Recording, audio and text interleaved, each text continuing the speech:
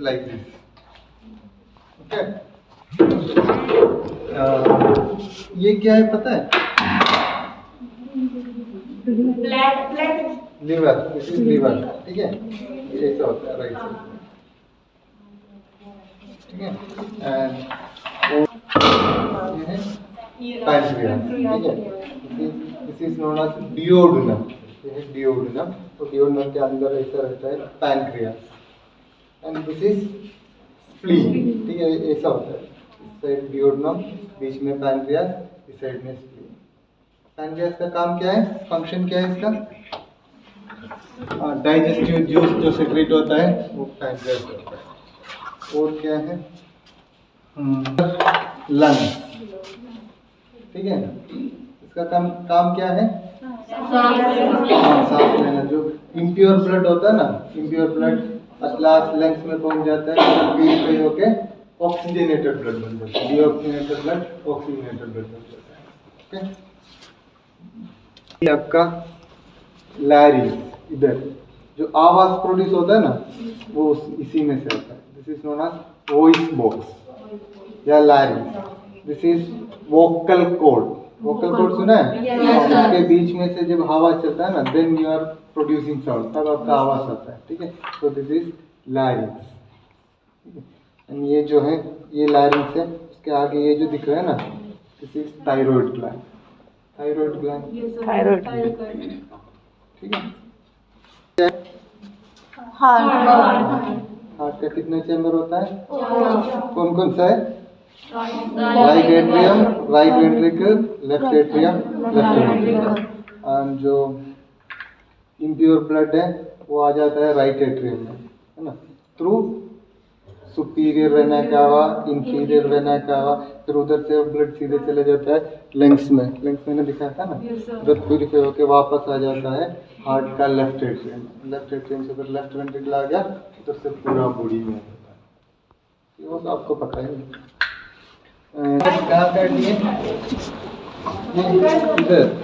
इधर क्या नाम है इसका? स्कैपुला, ठीक है? ये जो है दिस इज हिप बोन। दो हिप बोन है, बीच में जो चीज इसका नाम है सैक्रम। तीनों मिलकर आपका पेल्विस बन। ये पता है ये क्या है? हाँ, कितने रिब्स होते हैं बॉडी में? 12 पेयर्स, ठीक है? और ये कौन सा छोटा सा पटेला, घुटने के अंदर पटेला, ठीक है? ये पता है क्या है? जाइगोमेटिक जो या मैंडिबल, ठीक है? एंड स्कल, ठीक है? कम लाइक, ओके?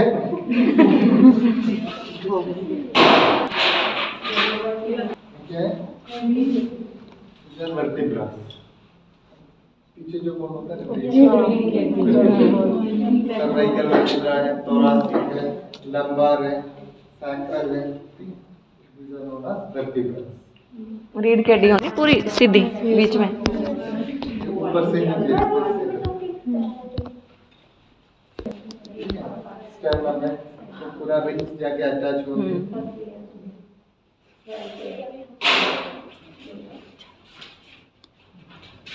जो आप सांस ले रहे हैं, जो आप खाना खा रहे हैं, दोनों एक ही जगह से पास हो रहे हैं। इधर आके फिर डाइवर्ट होगा, फूड आपका फायरिंग्स में चले जाएंगे, फिर ईसोफेगस में आएंगे, फिर स्टमक में आ जाएंगे। एयर है तो एयर सीधा लैरिंग्स में चले जाएंगे, फिर ट्रकिया में आ जाएंगे, फिर लंग्स में आ जाएंगे, ठीक है? इतना जगह में दोनों एक साथ चलते हैं, फूड भी एक साथ, एयर भी एक साथ। इसीलिए लोग कहते हैं ना, when you are having food should not speak, क्योंकि ये खाना सीधा लैरिंग्स में जा सकता है, ट्रकिया में जा सकता है, चोकिंग हो सकता है, ठीक है। ब्रेन तो और है।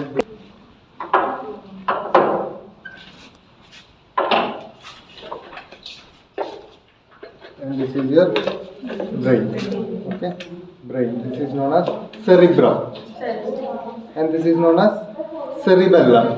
एक बड़ा ब्रेन, एक छोटा ब्रेन, cerebrum, cerebellum,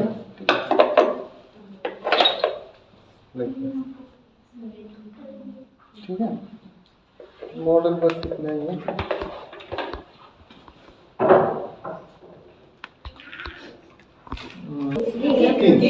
कितना लेयर होता है? हाँ, डर्मिस, एपिडर्मिस, ठीक है। बाकी सब चार्ट ही है, ज़्यादा कुछ नहीं। और उस टेबल में जॉइंट्स का भी मॉडल है, वो भी एक बार। ये है शोल्डर जॉइंट, शोल्डर जॉइंट। ये स्कैपुला एंड ये ह्यूमरस दोनों आर्टिकुलेट होता है एंड फॉर्म शोल्डर जॉइंट, ठीक है। एंड ये भी शोल्डर जॉइंट है। ये कौन सा जॉइंट है? नी। देखो ये छोटा सा चीज मैंने दिखाया था जहाँ पे पटेला, पटेला, ये है पटेला, ठीक है, ये है पटेला। सो ये हो गया नी जॉइंट।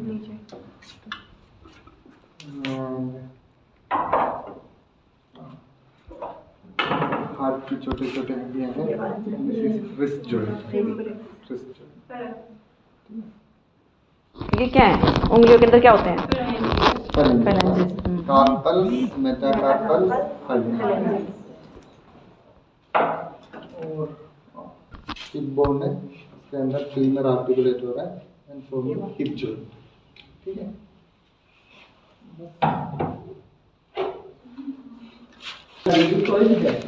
अभी तक आपने इससे पहले क्लास में क्या पढ़ा था कि भाई बॉडी की फंक्शन, बॉडी की एनाटॉमी कैसी है, हमारे ऑर्गन्स कैसे दिखते हैं, हमारी क्लेविकल बोन कैसे दिखती है, हमारे और स्ट्रक्चर्स कैसे दिखते हैं, हमारा स्कल कैसा दिखता है, ठीक है।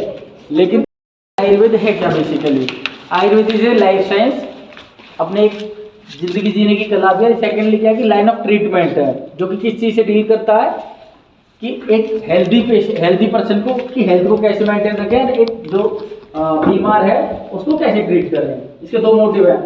अदर जो पैथी होती है उनके एक ही मोटिव होता है कि how to treat ill people, लेकिन आयुर्वेदिक ऐसी पैथी है जिसका ये भी मकसद है कि भाई इल पीपल को ट्रीट करने के अलावा हेल्दी पर्सन की हेल्थ को कैसे मेंटेन रखा जाए, ठीक है।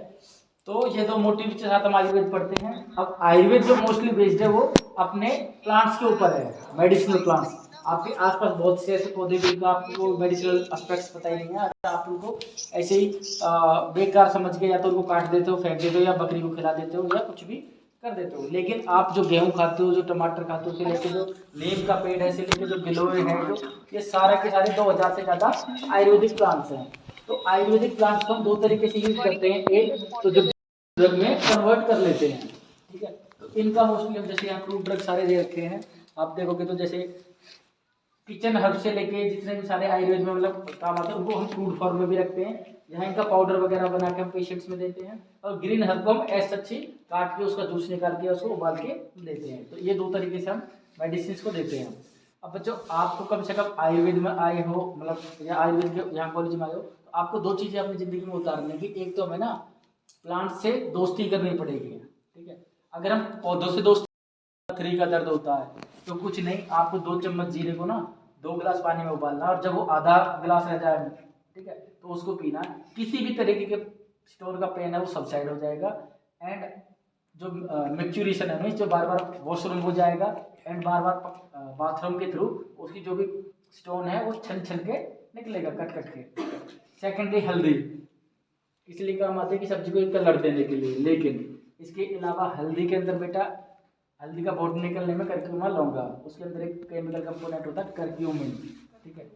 करक्यूमिन के अंदर जो एक्टिव पोटेंसी होती है ना, वो इतनी होती है कि अगर 1 mg हम करक्यूमिन ले लें, ठीक है, तो हमें 1 साल तक फीवर नहीं हो सकता। लेकिन उस 1 mg करक्यूमिन में हमें मोस्टली नेजल डिसीजेज, ठीक है, कईयों को खांसी हो रहा है, जुकाम हो रहा है, ये सब ज़्यादा होती है।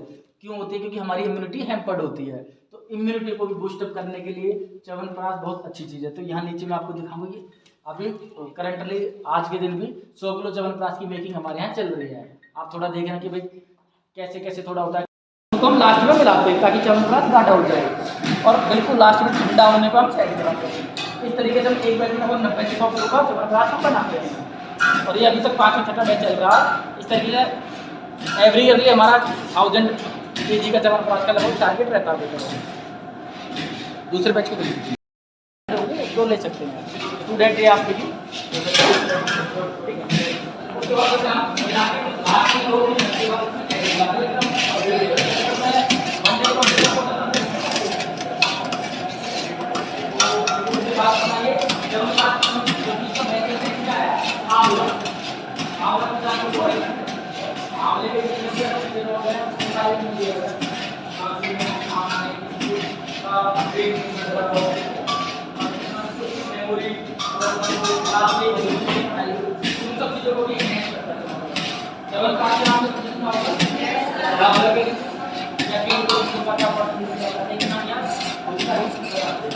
डाइजेस्टिव जूस होते हैं ना जितने भी, उनको इंक्रीज करता है। और आंवले को कौन से विटामिन का रिचार्ज सोर्स बोला गया है, कोई बताएगा? विटामिन सी का रिचार्ज सोर्स है। तो विटामिन सी की कमी से क्या होते हैं, शरीर में जो भी वुंड्स वगैरह होते हैं वो इजीली हील नहीं होते। तो इसलिए आंवले का एक बहुत अच्छा रोल ये भी है कि अगर हमारे शरीर में कहीं वुंड वगैरह हो रहा है कुछ भी, तो अगर हम आंवला या आंवले के प्रोडक्ट हम इनगल्फ करेंगे, खाएंगे, तो हमारे वो वुंड्स हील होने लगेंगे। और सबसे अच्छा रिजल्ट मैं आपको बताऊँ बेटा, केवल 1 किलो आंवला एक आंवला या 2 आंवला डेली खाने से विद इन ए ईयर मैंने अपना वेट, मेरा अभी फिलहाल 75 है, लेकिन एक टाइम ऐसा था कि मेरा वेट 103-104 किलो था। विद इन ए ईयर मैंने 30 किलो तक तो मैंने अपना कम किया है, ठीक है। और बल्कि 70 तक हो गया था। तो वो होता ना कि कोविड चल रहा, तो हम ज़्यादा वो भी नहीं कर सकते डाइटिंग वगैरह, तो मैंने थोड़ा सा अपना फिर से अपना खाना पीना अच्छे से शुरू कर दिया। नहीं तो केवल आंवला खाने से और थोड़ा बहुत एक्सरसाइज करने से वेट, कोई भी घर में आपके फैमिली में कईयों को होगा कि भाई पापा जी या दादाजी या मम्मी जी कोई बहुत ज़्यादा ओबेज है, और ओबेज होने के साथ साथ क्या है कि उनके कहीं ना कहीं जॉइंट्स प्रॉब्लम हो जाती है। तो उन सब चीज़ों के लिए आंवला बहुत अच्छा है। और अभी इस टाइम पे च्यवनप्राश बन रहा है, तो उसमें भी आंवले का किस किस चीज़ में रोल है, अपनी खांसी में, जुकाम में, इनमें इम्यूनिटी बूस्टर है, ठीक है। फीवर वगैरह जिनको बहुत जल्दी होता है उनको, या बहुत जल्दी एक होता है ना कि किसी को दूसरे को छींक आ रही तो बहुत जल्दी दूसरा भी बीमार हो जाता है, जो ये च्यवनप्राश या फिर आंवले इनका सेवन करता है अच्छे टाइम से, तो वो कभी भी बहुत जल्दी बीमार नहीं होता, ठीक है। और ये आंखों से पानी और ये सब तो आप अपना ना, कोई ज़्यादा महंगी चीज़ नहीं आती, किलो 30-40 रुपये के आते हैं, आप डेली फ्रिज में रख के एक आंवला खाना शुरू कर दो। जिनकी भी आई साइट वीक है वो अपने आप ही इम्प्रूवमेंट देखोगे, ठीक है। इसके अलावा बेटा कुछ और आपको पौधे, वैसे हर्बल गार्डन तो पूरा उधर है हमारा, लेकिन यहाँ एक तो जैसे बार बार बना कर इस सन फिर स्टार्ट नीम के पत्तियों को पानी उबाल के उससे छोटे छोटे हो गए डाले नया पौधा नहीं दिक्कत होगी, जो पूरा बड़ा मोटा पेड़ होता है, आप आगे भी दिखाएंगे, उसमें क्या गोंद भी जमने लगी है। ये आ रही है, देखो ये आ रही थोड़ी ये आ रही। इसकी नीम की जो गोंद है ना, वो कहीं ना कहीं अगर बच्चे खाएं तो जिनका वेट नहीं बढ़ रहा है या बहुत ही ज़्यादा कमज़ोर है, उनके लिए बहुत अच्छी रहती है नीम की गोंद को सुखा के खाने में। हाँ बिल्कुल, इसका बताएगा वेट गेन करने के लिए इसका अच्छा रोल है।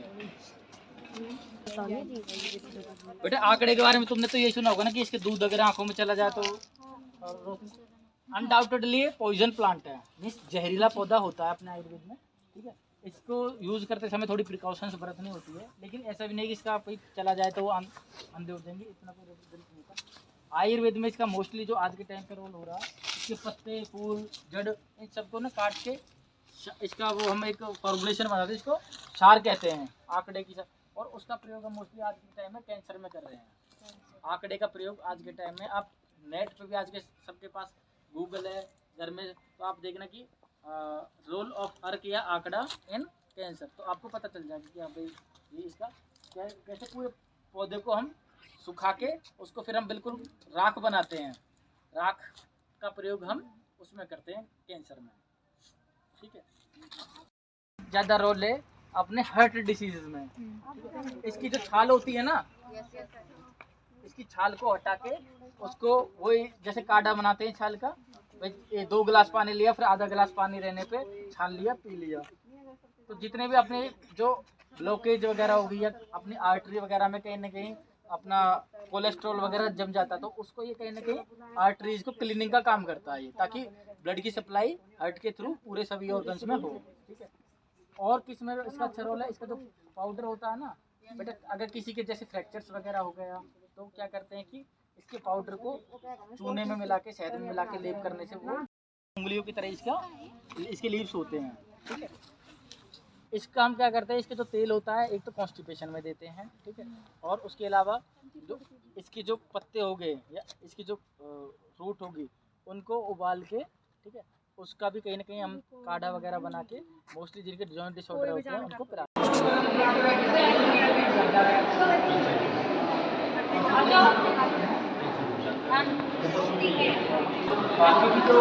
फोटोज वगैरह लिए थे ना, उनका मैं आपको व्हाट्सएप कर देना। हाँ हाँ, मैं बना के पूरी व्हाट्सएप कर दूँ।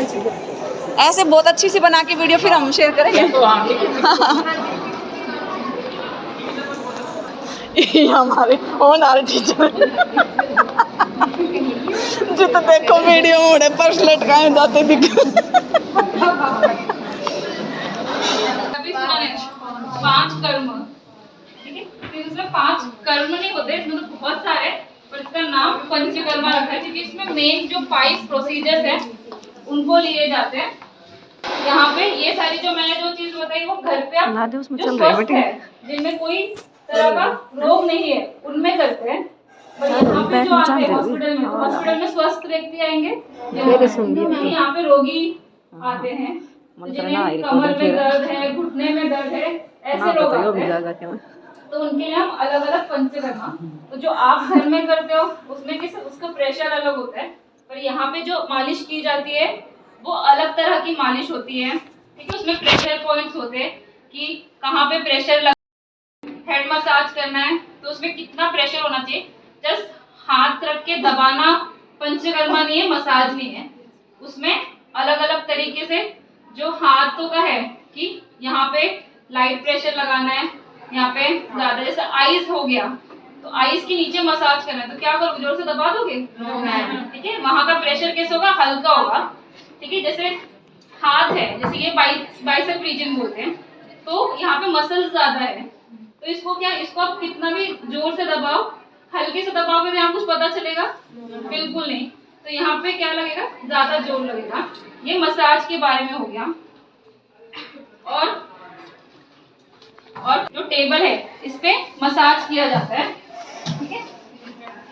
इसका हाइट वगैरह जो टेबल, ये सिर्फ ऐसे ही टेबल नहीं बना है, इसके अलग अलग हाइट होते हैं। ठीक है। ये प्रॉपर जो कर्म के जो कर्म करते हैं उनको थेरेपिस्ट, ये हमारे थेरेपिस्ट है बलवंत जी। ठीक है। ये मेल थेरेपिस्ट है, मेल पेशेंट के लिए मेल थेरेपिस्ट यूज होते हैं, फीमेल पेशेंट के लिए फीमेल। ठीक है। तो ये जो थेरेपी रूम है, फीमेल में पेशेंट्स चल रहे हैं, यहाँ पे मसाज किया जाता है। एक साइड पे, दोनों साइड पे थेरेपिस्ट होते हैं और दोनों तरफ मसाज किया जाता है, ताकि सेम जैसे यहाँ पे मसाज करो तो सेम अगर यहाँ हाथ चल रहा है तो वहां पे भी हाथों पे किया जाता है। ठीक है। ये मसाज हो गया। तो इसमें तेल जो है, जैसे घर में तिल का, सरसों का तेल होता है, पर आयुर्वेदा में अलग अलग तेल आते हैं जो मेडिकेटेड हर्ब्स, जैसे आपने हर्बल गार्डन में पेड़ पौधे देखे होंगे, तो उनसे बनाया हुआ अलग अलग तेल मिलते हैं बाजार में, आयुर्वेदिक तेल सारे होते हैं, तो उससे कर सकते हो। फिर दूसरा पार्ट है हमारा, ये जो है ये स्वेदन पेटी बोलते हैं इसको, इससे स्वेदन किया जाता है। स्वेदन सुना है? नो मैम, कभी नहीं सुनो इसको। इसमें स्टीम बाथ, ठीक है, आयुर्वेदिक इसमें इसको स्वेदन बोलते हैं, इंग्लिश में आप स्टीम बोल सकते हो। इसमें स्टीम आती है, इसको कुकर से कनेक्ट किया जाता है। आप देख सकते हो कुकर है, गैस पे रखा हुआ, ठीक है। वहां से जो स्टीम बनती है, तो जो उसके जगह पे ये पाइप अटैच किए हैं, तो जो हवा निकलता है, जो स्टीम बनती है, वो उसके थ्रू इस पेटी में आती है। तो स्टीम क्या होता है, गर्म होता है नेचर में, तो गर्म होने से क्या पेशेंट को क्या लगेगा, अंदर ठंडी लगेगी? तो गर्मी लगने से क्या निकलता है, पसीना आता है। तो पसीना क्या है, स्वेट जो है वो क्या है, बॉडी का क्या है, वेस्ट मटेरियल है ना, वेस्ट मटेरियल बोल है, गंदगी है, तो उसको निकलने देना चाहिए। तो इससे क्या किया जाता है, पहले मसाज किया जाता है, फिर स्टीम दिया जाता है। तो उससे क्या होता है, जो शरीर में गंदगी जमा हुई है, मसाज से क्या होता है कि वो पिघल जाती है। मसाज दे रहे, बॉडी से हीट भी ट्रांसफर हो, वो पिघल गई। इसमें जब पेशेंट को डालते हो तो जो पिघला हुआ है वो थ्रू स्टीम बाहर निकलता है। ठीक है, मसाज और स्टीम हो गया, ये बेसिक चीजें हैं। रुको रुको,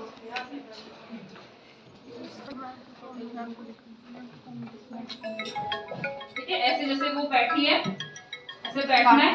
ठीक है, हाथ यहाँ वहाँ टच नहीं करना है, अपने पास दोनों नीज पे ऐसे रखना है। यहाँ वहाँ टच करोगे तो क्या होगा, ठीक, कहीं पे हीट कैसे यूनिफॉर्म पूरे शरीर पे लगनी चाहिए, कोना ऐसे नहीं रखना है। ठीक है, और ये बनाया भी ऐसे कि हर साइज का पेशेंट इसमें आ जाए, हर हाइट का। जो एक मिनट, जो स्टूल है छोटे हाइट का हो तो उसके लिए इसको ऊपर नीचे कर सकते हैं। मसाज करना है, स्टीम करना है तो इसको बंद करना है और संभाल के जब ये सब हैंडल करते हो तो फेस पे वगैरह लगना नहीं चाहिए। ठीक है, ये कर दिया। और यहाँ से जो स्टीम है वो निकले नहीं, इसलिए टॉवल से ढक दिया जाता है। तो इससे इसमें स्टीम दी जाती है। फेस हमेशा बाहर चाहिए, ठीक है, ताकि सांस ले पाए। थोड़ा सा आप नीचे कर सकते हो ताकि फेस पे भी स्टीम लगता है। पर जो आईज है उसमें हमेशा बोला गया कि आईज को ना हीट नहीं लगनी चाहिए, सेंसिटिव पार्ट है, इसलिए आईज को बचा के ये ऐसा डिजाइन किया जाता है। ये तो है कि इसमें बैठने वाला, लेटने वाला भी आता है, पर अभी के टाइम पे ये ज्यादा कंफर्टेबल है कि पेशेंट आराम से बैठ सकते हैं। कितने टाइम तक दी जाती है? हाँ, तो इसका क्या बोला है, स्टीम कब तक देना है, जब तक पेशेंट को पसीना नहीं आता। जैसे ही पसीना आ जाए तो समझ लेना कि पेशेंट का स्टीम हो चुका है। तो ये उसका हाँ स्टीम। तो इसमें आपको समझो 5 मिनट में आ जाए, किसी को 10 मिनट में आ जाए, तो इसमें कोई ऐसा नहीं, बुक में लिखा है कि 15 मिनट, पर पेशेंट को 5 ही मिनट में पसीना आ गया तो 15 मिनट तक बिठा कर रखोगे? नो। ठीक है, ज्यादा स्टीम लेने से क्या होता है, ज्यादा पसीना आने से क्या होता है, जब आपके स्पोर्ट्स वगैरह होते हैं तब क्या होता है, जब ज्यादा थक जाते हैं चक्कर आने लगते हैं पेशेंट को, आंखों के सामने अंधेरा होता है, चक्कर आते हैं, पेशेंट चल नहीं पाता। ठीक है, क्यों? क्योंकि इससे जो बॉडी का वाटर है वो सारा निकल जाता है, तो इससे क्या होता है, डिहाइड्रेशन होने के चांसेस होते हैं।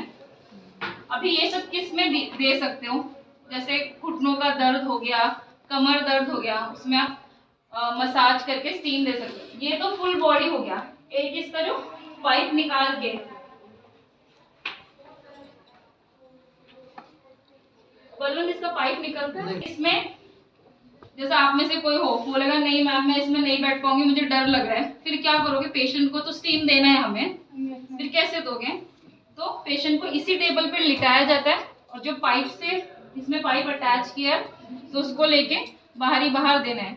जैसे कुछ पेशेंट है वो चल नहीं सकते, बैठ नहीं सकते, तो क्या करोगे, जबरदस्ती उसमें बिठा दोगे? पैरालिसिस करके डिजीज होता है जिसमें हाथ पैर चलते नहीं है, पेशेंट बेड पे लेटे रहते हैं, तो उस कंडीशन में इसका पाइप लेके आप बाहर, उसको लोकल बोलते हैं, नाड़ी स्वेद इसमें बोला जाता है, आयुर्वेदा इसमें। ठीक है, लोकल जो स्टीम है बाहर उसमें आप दे सकते हो, इसमें भी बिठा सकते हो। जैसे डायबिटीज के पेशेंट हैं, जिनको भी घबराहट होती है, बंद जगहों में घबराहट होती है, उनको इसमें नहीं बिठाना है। पंचकर्मा में बहुत सारी ऐसी चीजें कि किसमें करना है किसमें नहीं करना है। ठीक है, इसका ज्यादा अच्छे से ध्यान देना जब करते हो। शिरोधारा, शिरोधारा सुना है आपने? कहाँ पर? इनके सब्जेक्ट में है मैम। अभी दिखा देंगे आपको शिरोधारा, आराम से ले सकती थी, पर ये क्या, यहाँ पे आप चीजें देखोगे तो ही समझेगा कि क्या है। इसको बोलते, ये पूरा जो आपका हो गया शिरोधारा का सेटअप हो गया। इसके नीचे बर्तन लगाएंगे, ठीक है, जहाँ पे तेल इकट्ठा होगा। ये चीज यहाँ से ऑयल जाता है और नीचे पाइप के नीचे बर्तन लगा देते हैं वहाँ पे। ठीक है, ये हो गया शिरोधारा का स्टैंड और ये टेबल हो गया। ठीक है, इसमें पेशेंट को लिटाया जाता है। जो शिरोधारा कहाँ पे होता है, सिर पे, ठीक है, इसलिए इसका नाम शिरोधारा गिरना। शिवलिंग देखा है सबने? शिवलिंग पे कैसे धारा गिरती है, सेम इसका वही कंसेप्ट है, जो है वो धारा गिराई जाती है। वो धारा का ऊंचाई भी है, ऐसे नहीं कि यहाँ से इतने दूर से गिरा दो या एकदम सर के पास रख दो, जो माथे के ऊपर 4 अंगुल ऊपर रखी जाती है, तो इतने डिस्टेंस उसमें रहना चाहिए कि पेशेंट लेटे और वो। तो यहाँ से इसमें तेल डाला जाता है, और पंचकर्मा में मैं बोलूँ नहीं, फिर भी जो तेल सब गरम यूज करना है, कोई भी चीज़ें ठंडी नहीं करनी है। मसाज के लिए हो गया, हेड मसाज हो गया, फेस मसाज हो गया, उसको हल्का गरम ही रखना है। पंचकर्मा में कभी भी ठंडी चीजें, कुछ चीजें हैं उसमें करते हैं, वो तो डिजीज फिर वो बहुत डिटेलिंग हो जाएगा, पर बेसिक आपको गरम चीजें ही यूज करनी है। पेशेंट को लिटाया जाता है, ठीक है, फिर इसमें नीचे गिरती है, फिर यहाँ पे जो इकट्ठा होगा वो तेल फेंक दोगे, ठीक है, उसको रीयूज करते हैं 3 से 4 दिनों तक, ठीक है, उसमें ऐड करते रह सकते हो तेल वगैरह।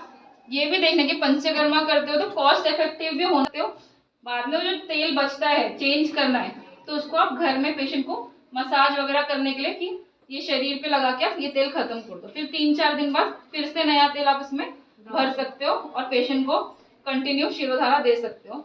तो शिरोधारा भी कितने दिन तक देना है ये भी पेशेंट पे डिपेंड करता है कि पेशेंट को सिम्टम्स क्या क्या है। शिरोधारा किस में दिया जाता है, किस पेशेंट को डिजीज हो गया, ठीक है, आज का बहुत ही करंट ये है डिजीज की स्ट्रेस होते हैं उसमें, तो जितने भी सिर पे दी जाती है, तो जो ऊपर से रिलेटेड डिजीज है, बाल झड़ना, बाल सफेद होना, ठीक है, नींद नहीं आना, जैसे एज ज्यादा हो जाती है तो रात में नींद नहीं आती है, नॉर्मल इसमें भी दिन भर फोन यूज करते रहना तो उससे हेडेक होता है, तो उस कंडीशन में भी आप दे सकते हो। स्ट्रेस, एंजाइटी, डिप्रेशन, ठीक है, डिप्रेशन आना, एग्जाम आ गया उसका एंजाइटी होना, ठीक है, एग्जाम पास में आ जाता है, उस कंडीशन में शिरोधारा कर सकते हो। और 15 मिनट में कुछ नहीं होगा इसमें, ठीक है, इसका टाइम ड्यूरेशन है 40 to 45 मिनट्स, ठीक है, 40 to 45 मिनट्स तक इसको दिया जाता है। और शिरोधारा ऐसी चीज है कि स्वस्थ व्यक्ति भी ले सकते हैं, इसमें जरूरी है डिजीज स्वस्थ है, मेंटल पीस के लिए भी दिया जाता है। शिरोधारा के वक्त फुल साइलेंस चाहिए, बातें नहीं करनी पेशेंट से, ना थेरेपिस्ट और पेशेंट के बीच में बातें होने देनी है, और जो एकदम सॉफ्ट सूदिंग म्यूजिक या ओमकार जो होता है वो चला के रखना है। ये क्या है, रिलैक्सिंग थेरेपी में आता है शिरोधारा, कि पूरा जो माहौल है, लाइट्स डिम होने चाहिए, पर्दे लगे होने चाहिए। पर शिरोधारा का एक ये ड्रॉबैक है कि ठंड, जो अभी जैसे ठंडी है उस सीजन में नहीं कर सकते हैं, क्योंकि इससे क्या होगा, सर्दी लग जाएगी, ठीक है, नाक बहने लगता है, सर्दी लगने के चांसेस होते हैं, क्योंकि सर में तेल इकट्ठा हो जाता है तो सिर थोड़ा ठंडा हो जाता है। अगर बहुत ही जरूरत है तो जब धूप निकले उस टाइम पे आप, जब भी ठंडा मौसम हो तो धूप निकले उस टाइम पे करो, और जब एकदम मई वाली जो गर्मी होती है उसमें सुबह के टाइम पे करना है जब धूप कम हो, ठीक है। सारा पंचकर्मा ऐसे ही मैनेज करके किया जाता है, ठीक है। दिन का टाइम देख के, ज्यादा गर्मी भी नहीं चाहिए, ज्यादा ठंडी भी नहीं चाहिए। बताएं पहले, अभी देखो फिर बताएं। ये क्या है, चोक है जो आप खेत में देखते हो, पर वो नहीं है, ये मेडिसिन यूज के लिए यूज की जाती है, मेडिसिन पेशेंट्स को लगाई जाती है। क्या हो गया, पीछे चक्कर वक्कर आ गया, पर ये इस पार्ट पे चिपकती नहीं है, अगर यहाँ पे थोड़े देर तक रखूं तो इसके चिपकने के चांसेस है, ठीक है। कोई साइड इफेक्ट नहीं है इम्प्यूरिफाइड ब्लड से कौन सी के बाद बंद हो जाता है, पर ये कैसे सक करती रहती है। इसके सलाइवा में क्या होता है, कुछ होता है इसकी सलाइवा में केमिकल, कुछ तो हेरोडिन नाम का केमिकल होता है, ठीक है, लीच के सलाइवा में। तो वो क्या करती है, सक करती है और वो सलाइवा स्पिट करती है, सक करती है, सलाइवा स्पिट करती है। तो उससे क्या होता है, वहां का जो ब्लड है वो क्लॉट नहीं होता, वुंड बनाती है, ट्रायंगल शेप का वुंड बन जाता है, हल्का सा कट होता है, ठीक है, उसमें से वो खींचती रहती है। और इसको ब्लड डिसऑर्डर्स जैसे कि पिंपल्स हो जाते हैं, ठीक है, खराब जब खून होता है तो उससे पिंपल्स होते हैं, तो उसमें लगा सकते हो। जिसको चश्मा है, आंखों का पावर नंबर आ गया है तो उसको कम करने के लिए उसमें भी लगा सकते हो। और वेरिकोस वेन नाम का डिजीज है, जैसे जिसमें जो पैरों के नस है वो फूल जाते हैं, तो उसमें लगा सकते हो। कोई घाव है जो हील नहीं हो रहा, कोई भी वुंड है वो हील नहीं हो रहा, तो उसमें लगा सकते हो। इसका काम क्या करते हैं, इन शॉर्ट ये कहाँ लगा है, जहाँ पे ब्लड सर्कुलेशन आपको इंक्रीज करना है, ठीक है। कहीं का ब्लड सर्कुलेशन होता है अलाबू, उससे किया जाता है। कप्स आते हैं, उससे किया जाता है। प्रच्छान ये रब करके, या तो स्कैल्पल होता है उससे कट करके किया जाता है। ये सबसे अच्छा वे है रक्त मोक्षण करने का, ठीक है। क्योंकि नीडल वगैरह वो जो नीडल से करते हैं वो सब में नहीं किया जा सकता, क्योंकि किसका ब्लड कम है, किसी को चक्कर आ जाते हैं, इससे करने से कोई साइड इफेक्ट्स नहीं है। और उस जैसा फील होता है। एक बार ये बाइट कर ले, अपना जगह बना ले, तो सिर्फ खिंचाव जैसे फील होता है, फिर बाद में वो भी कुछ नहीं होता। एक तो स्टार्टिंग में नहीं, स्किन के अंदर नहीं जाती, स्किन के सरफेस पे ही रहती है, जस्ट बाइट करती है। मेरा फोन होगा, मैं फोटोइंग किया जाता है। ये जो पॉइजन आपके खेतों में मिलती है या जो गाय भैंसों पे लगी होती है, जो वो नहीं है। इनका बताया गया कि ये कैसी दिखती है, ब्राउनिश कलर की होती है। ये मेडिसिनल यूज के लिए ही यूज की जाती है। मैम आप इनका वाटर चेंज करते रहते हैं? हाँ, इसका वाटर डेली चेंज करना है, ठीक है। जब यूज करते, जब जैसे मैंने आज पेशेंट को ये लगा दिया, तो उसके बाद मैं ये कल फिर से इनको यूज नहीं कर पाऊंगी। इसको 7 डेज बाद ही यूज करना है। ये तो लीच यूज करने का हो गया। जैसे पेशेंट को आज लगाया तो 7 डेज बाद ही पेशेंट का नाम लिख दिया है, डेट लिख दिया है हर बॉटल। इसमें देखा बॉटल अलग अलग रखे हुए हैं, ठीक है। तो इसमें पेशेंट का नाम लिखा है और डेट लिखा हुआ है। फिर इसको वॉश वगैरह करके जब रख देते हैं, इसको अभी मैं 7 डेज बाद ही यूज करूंगी, उसके पहले नहीं यूज करूंगी। और जब यूज किया तो उसका एवरी डे वाटर चेंज करना है। मैम इस तरह के पेशेंट भी तो आते हैं, जैसे वो अलाउ नहीं करते, भाई हम नहीं लगा सकते। हाँ, तो फिर उनके लिए काउंसलिंग, ठीक है, जरूरत पड़ेगी। आपको इसी से ठीक लगेगा, आपको फिर वैसे पेशेंट में कॉन्फिडेंस पैदा करना। जैसे पेशेंट को बोलना आप मत देखिए, पेशेंट को बोलना है कि कोई वीडियो देख लो आप, कि वहाँ पे ध्यान दे दो। आपको बस फील होगा कि आपको सुई चुभ रही है, बस पेशेंट कुछ होते हैं। और इसको जब लगाते हैं तो इसको कपड़े से ढक कर रखते हैं कि इसको फील हो कि ये पानी में है। जो गॉज होता है उसको पानी में डिप करके इस पर रखा जाता है और बार बार उसको गीला करते रहते हैं। तो जितना ये गीलापन में रहती है उतने अच्छे से सब करने का काम करती है, ठीक है। बॉडी पे लगी हुई मैम? हाँ, पैरों पे लगाई है। एक मिनट, ठीक है। ये पेशेंट है, उनके पैरों में स्वेलिंग है, उन पे लगाई, स्वेलिंग है, इचिंग है, तो उस पे लगाई हुई है, ठीक है। ऐसे लग जाती है। और जब ये लगती है तो कैसे पता चलता है, जो घोड़ा देखा आपने, घोड़े का फेस कैसे होता है, वैसे ही अपना ये उठा देती है फेस, और ऐसे करके चिपकी हुई रहती है। एक मिनट, और थोड़ा अच्छा वाला दिखाती हूँ।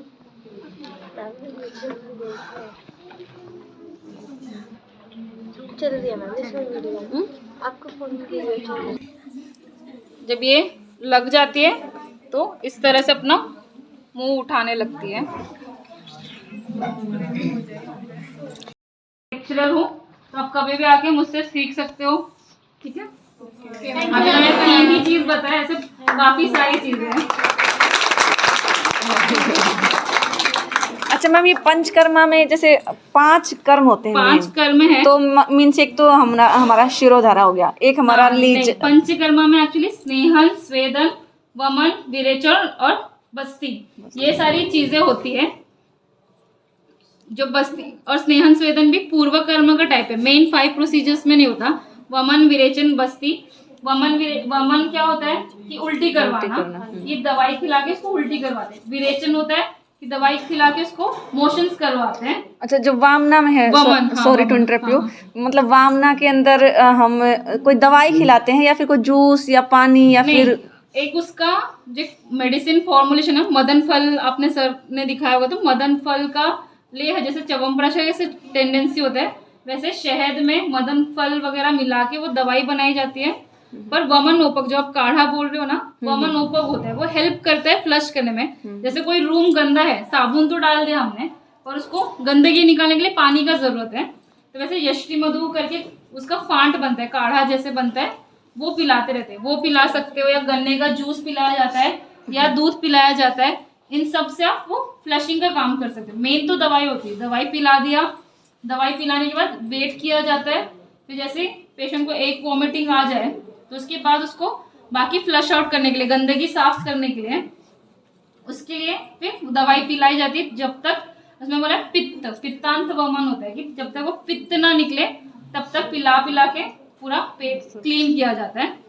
और फिर जब दवाई, उसके बाद जब पित्त दिख जाए तो सेना नमक डालकर पानी वो पिलाया जाता है कि बचा कुचा जो है वो उससे क्लीन हो जाए। फिर विरेचन होता है। विरेचन बताऊंगी। विरेचन में मेडिसिन देके लूज मोशन करवाया जाता है। ये क्या हो गया, माउथ के थ्रू जो दोष है, जो गंदगी माउथ से निकल है, बाकी जो हम मोशन जो जहाँ से आते हैं तो वहाँ से निकलती है। तो ये क्या होता है, दवाई खिलाई जाती है। ये भी मॉर्निंग में दवाई दी जाती है, उससे जो पेट की गंदगी है वो निकाली जाती है। तो इसमें भी मेडिसिन तो एक मेन मेडिसिन दे दी, पर बाकी का जो क्लीन करने के लिए जो काले हमारे मनुके होते हैं, किशमिश जो होते हैं काले, तो उसका पानी बना के पेशेंट को पीने दिया जाता है, तो उससे वो क्लीन होता है। फिर उसके बाद बस्ती आता है। तो बस्ती में भी 2 टाइप है, अनुवासन और निरोह बस्ती। तो अनुवासन में तेल, एनिमा, बस्ती मतलब एनिमा, जो एनल रूट से जो दिया जाता है एनिमा। तो एक तेल वाला होता है जिसमें तेल यूज किया जाता है, और निरोह बस्ती होता है जिसमें काढ़ा दिया जाता है। और लास्ट है हमारा नस्य, नोज से दवाई डालना। जो मैं आपको नाक में तेल डाला है ये कभी, तो नोज में तेल डालना या चूर्ण, छींकनी किया होगा, छींकनी का पाउडर, तो एक तरह का उसको प्रथमन नस्य बोलते हैं। छींकनी क्यों लेते हो आप, जब भारीपन हो, गंदगी निकालना हो, तो छींक छींक के क्या जो जमा हुआ कफ है वो निकल जाता है, तो वो नस्य।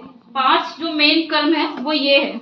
बाकी के जो स्नेहन, स्वेदन, शिरोधारा, वो इसी में जो छोटे छोटे